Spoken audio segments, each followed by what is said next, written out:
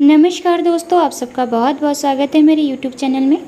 चलिए आज के इस वीडियो में हम बात करेंगे कि भगवान श्री राम जब लंका पर चढ़ाई करने गए तो उससे पहले भगवान श्री राम ने शिवलिंग की स्थापना की थी। तो उस शिवलिंग के बारे में हम जानेंगे। देश भर में भगवान शिव के 12 ज्योतिर्लिंग स्थापित हैं और सभी में कोई ना कोई पौराणिक कथा जुड़ी हुई है। चलिए आज हम रामेश्वर धाम के बारे में जानेंगे। भगवान शिव के ज्योतिर्लिंग के साथ ही यह हिंदू धर्म के प्रसिद्ध 4 धर्म में से एक है। रामेश्वर के बारे में कहा जाता है कि भगवान राम ने लंका पर चढ़ाई से पहले खुद अपने हाथों से इस शिवलिंग की स्थापना की थी। इसके बाद प्रभु श्री राम ने नल और नील के माध्यम से विश्व का पहला सेतु बनवाया था। राम ने पहले शिवलिंग पर पूजा अर्चना की और फिर नल नील के बनाए पुल से होते हुए लंका पर आक्रमण किया था। तो इस शिवलिंग की कुछ खास बातें हैं जो हम आज जानेंगे। लंका पर विजय प्राप्त करने के लिए भगवान राम ने समुद्र के किनारे शिवलिंग बनाकर शिव जी की पूजा की थी। इससे प्रसन्न होकर भगवान शिव ने उन्हें विजय श्री का आशीर्वाद दिया था। आशीर्वाद के साथ ही श्री राम ने शिव जी से अनुरोध किया कि जन कल्याण के लिए वे सदैव ज्योतिर्लिंग के रूप में यहाँ निवास करें। उनकी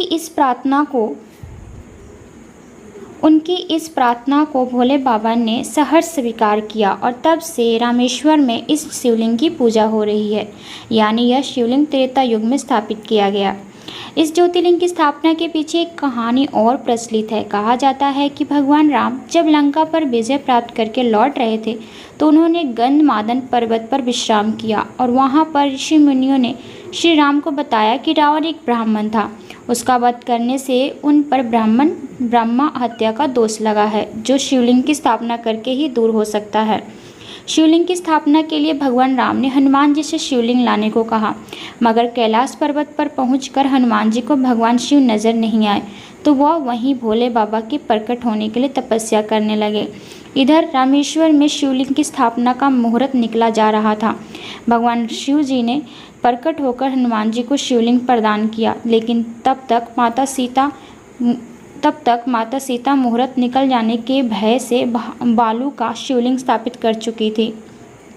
पहले से स्थापित शिवलिंग को देखकर हनुमान जी बहुत आहत हो गए। भगवान राम ने उन्हें समझाने का काफ़ी प्रयास किया, लेकिन वह संतुष्ट नहीं हुए। तब श्री राम ने उनसे कहा कि ठीक है, आप इस शिवलिंग को उखाड़ दो तो मैं इस आपके द्वारा लाए हुए शिवलिंग को स्थापित कर दूंगा। लेकिन हनुमान जी इतने शक्तिशाली होते हुए भी उस शिवलिंग को उखाड़ नहीं सके और अंत में मूर्छित होकर गंधमादन पर्वत पर जा गिरे। होश में आए तो भगवान राम ने उनके द्वारा लाए शिवलिंग को भी नज़दीक ही स्थापित कर दिया और उसका नाम हनुमदीश्वर रखा।